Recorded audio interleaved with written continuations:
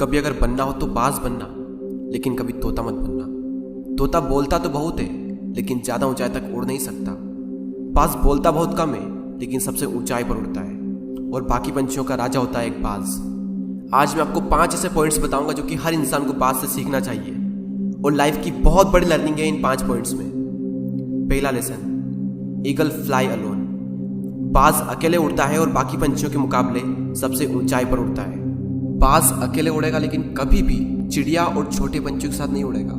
बाज हमेशा या तो बाज के साथ उड़ता है या फिर अकेला उड़ता है, और इस समय यह सीख मिलती है कि छोटी सोच वाले लोगों से हमेशा दूर रहें और अकेले रहो, क्योंकि यही वो समय है जब खुद को जानने का असली मौका मिलता है।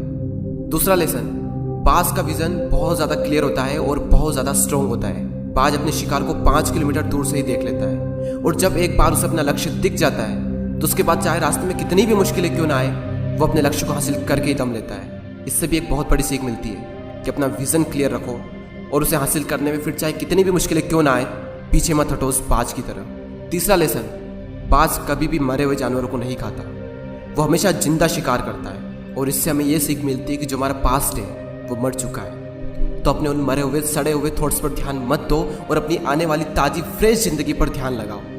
अपने पास्ट की पुरानी यादें जो तुम्हें तंग करती है, उन्हें वहीं रहने दो जहाँ पर उसकी जगह है, और तुम्हारे पास्ट की जगह है तुम्हारे पास्ट में, उसे वर्तमान में जगह मत दो।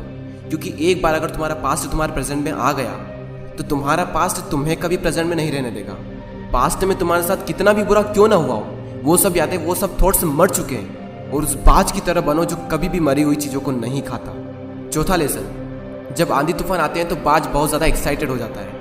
जब बारिश होती है तो सारे पंछी छिपकर बैठ जाते हैं, लेकिन बाज को बड़ा मज़ा आता है। जब तेज हवाएं चलती है तो बाज उन हवाओं के सहारे और तेज़ी से ऊपर की ओर उठता है, और ऊपर उड़ते उड़ते इतना ऊपर उड़ जाता है कि बादलों से भी ऊपर पहुंच जाता है। और इससे भी एक बहुत बड़ी सीख मिलती है कि मुसीबत में मज़ा ढूंढो। और नेपोलियन हिल ने एक बार कहा था कि हर बड़ी चुनौती अपने साथ में एक बहुत बड़ा अवसर लेकर आती है। तो उस बाज की तरह तुम भी अपने अवसर को पहचानो, और जिस दिन तुमने अवसरों को पहचान लिया तो सारी मुश्किलें तुम्हारे नीचे होगी और तुम उन मुश्किलों के ऊपर होगे। फिफ्थ लेसन, बाज अपने घोंसलों में से सॉफ्ट घास को हमेशा निकाल देता है, ताकि बाज का जो बच्चा होता है वो उसमें कंफर्टेबल ना हो सके, क्योंकि अगर वो घोंसले में कंफर्टेबल हो गया तो वो वहीं रहना पसंद करेगा। लेकिन बाज ऐसा कभी होने नहीं देता। बाज एक पंछी है, और उसे भी ये बात पता है कि there is no growth in comfort zone. लेकिन हम तो इंसान है ना, और इंसान होने के बावजूद भी कई सारे लोग इस बात को समझते ही नहीं। आप जितना ज़्यादा कंफर्ट जोन में रहोगे, आपकी लाइफ आने वाले टाइम में उतनी ही ज़्यादा अनकंफर्टेबल हो जाएगी।